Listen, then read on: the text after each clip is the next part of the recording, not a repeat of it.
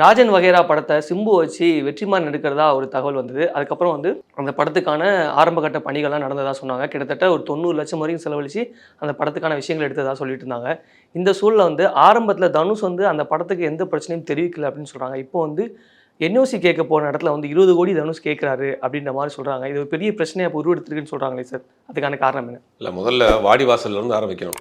வாடிவாசல் படத்தை வந்து கலைப்புலி எஸ். தானு தயாரிக்கிறதாக 2020 ஆரம்பிக்கப்பட்ட படம். அதில எல்லாருக்கும் தெரியும் சூர்யா, வெற்றிமாறன் காம்பினேஷன்லாம் தள்ளி தள்ளி போயிடுச்சு. விடுதலை 2 முடிச்சுட்டு பண்ணுறதாக இருந்துச்சு. விடுதலை 2 முடிச்சுட்டும் பண்ண முடியாம போயிருச்சு. ஏன்னா, அவங்க கேட்குற எவ்வளோ டேட் தேவைப்படுறது அப்படிங்கிறது ஒண்ணும் புரியல. பவுண்டட் ஸ்கிரிப்டடா கேட்குறாரு.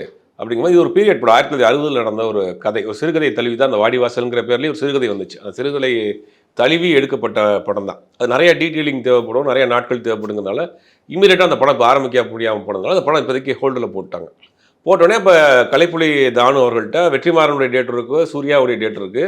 அப்ப என்னன்னா 2 ப்ராஜெக்ட்டா பண்ணிருவோம்னு பிளான் பண்ணி என்ன பண்றாங்கன்னா, வெற்றிமாறனை வைத்து ஒரு ப்ராஜெக்ட்டும், சூர்யாவை வைத்து ஒரு ப்ராஜெக்ட் பண்றாங்க. சூர்யாவ வச்சு வேற ஒரு டைரக்டர், வெற்றிமாறனை வச்சு ஒரு ப்ராஜெக்ட் பண்ணலான்றப்ப ஆல்ரெடி தானு அவர்கள்ட்ட சிம்பு டேட் இருக்கு.